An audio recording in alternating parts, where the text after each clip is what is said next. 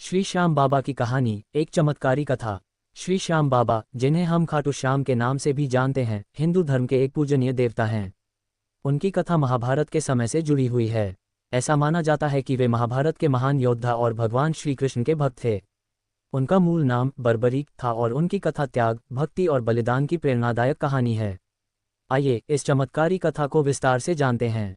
बर्बरीक का जन्म महान योद्धा घटोत्कच और नागवंशी कन्या मौरवी के पुत्र के रूप में हुआ था। घटोत्कच स्वयं महाबली भीम के पुत्र थे और इस प्रकार बर्बरीक पांडवों के वंशज थे। बर्बरीक बचपन से ही अत्यंत शक्तिशाली और वीर थे। उनके दादा भीम ने उन्हें युद्ध कला में प्रशिक्षित किया और बर्बरीक ने भगवान शिव की कठोर तपस्या करके उनसे 3 दिव्य बाण प्राप्त किए। ये 3 बाण ऐसे थे कि इनकी सहायता से बर्बरीक अकेले ही किसी भी युद्ध को समाप्त कर सकते थे। बर्बरीक की शक्तियों की चर्चा दूर दूर तक फैल गई थी। उनके पास युद्ध के अद्वितीय कौशल थे और उनके 3 बाणों का कोई मुकाबला नहीं कर सकता था। लेकिन बर्बरीक का हृदय हमेशा धर्म और न्याय के पक्ष में रहता था। उन्होंने निश्चय किया कि जब भी कोई युद्ध होगा, वे उसमें हमेशा पराजित पक्ष का साथ देंगे, चाहे वह पक्ष कोई भी हो। महाभारत का युद्ध धर्म और अधर्म के बीच लड़ा जाने वाला सबसे बड़ा युद्ध था। इस युद्ध में पांडव और कौरव आमने सामने थे। ये युद्ध कुरुक्षेत्र के मैदान में लड़ा जा रहा था और इसमें भगवान श्री कृष्ण ने पांडवों का साथ दिया था। जब बर्बरीक को इस युद्ध के बारे में पता चला तो उन्होंने भी युद्ध में भाग लेने का निश्चय किया। अपनी प्रतिज्ञा के अनुसार बर्बरीक ने घोषणा की कि वे युद्ध में पराजित पक्ष का साथ देंगे। वे अपने 3 दिव्य बाणों और धनुष के साथ कुरुक्षेत्र की ओर प्रस्थान करने लगे। उनका ये संकल्प सुनकर भगवान श्री कृष्ण को चिंता होने लगी। श्री कृष्ण जानते थे कि बर्बरीक के पास इतनी शक्ति है कि वे अकेले ही पूरे युद्ध को पलट सकते हैं। अगर बर्बरीक पराजित पक्ष का साथ देंगे तो युद्ध का परिणाम अनिश्चित हो जाएगा।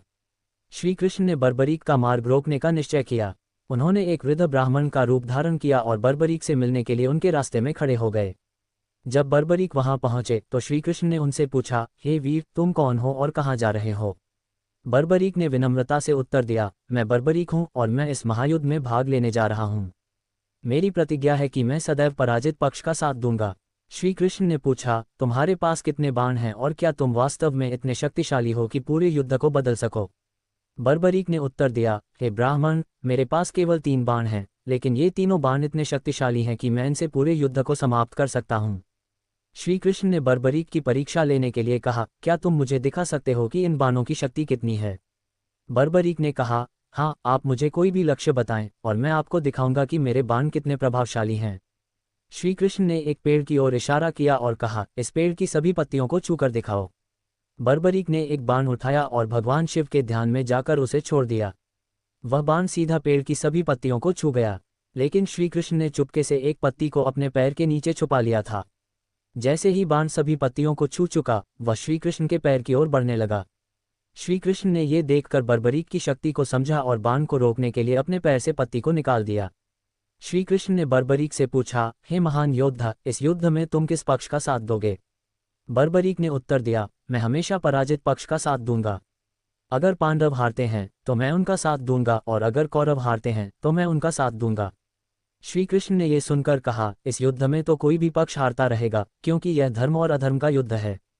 तुम यदि पराजित पक्ष का साथ दोगे तो यह युद्ध कभी समाप्त नहीं होगा।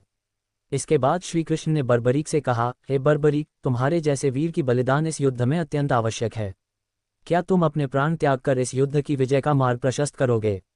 बर्बरीक ने बिना किसी हिचकिचाहट के अपना सिर श्री कृष्ण को अर्पित करने का निश्चय किया। उन्होंने कहा, हे प्रभु, अगर मेरे प्राणों से इस युद्ध का समाधान हो सकता है तो मैं सहर्ष अपना सिर अर्पित करता हूँ। श्री कृष्ण ने बर्बरीक के बलिदान की प्रशंसा की और कहा, तुम्हारा बलिदान अमर होगा। तुम्हारा सिर इस युद्ध का साक्षी रहेगा और इसे देखेगा। तुम्हें श्याम के नाम से पूजा जाएगा और कलियुग में तुम भक्तों की मनोकामनाएं पूरी करोगे। इसके बाद बर्बरीक ने अपने सिर का दान कर दिया। श्री कृष्ण ने बर्बरीक के सिर को एक ऊंचे स्थान पर रख दिया ताकि वह पूरे महाभारत के युद्ध को देख सके। इस प्रकार बर्बरीक ने एक महान बलिदान दिया और वे श्याम बाबा के रूप में पूजनीय हो गए। बर्बरीक के इस अद्वितीय बलिदान के बाद उन्हें श्री कृष्ण ने आशीर्वाद दिया कि कलियुग में वे श्याम बाबा के नाम से पूजे जाएंगे। कहा जाता है कि जो भी श्याम बाबा की सच्चे मन से आराधना करता है, उसकी सभी मनोकामनाएं पूरी होती हैं।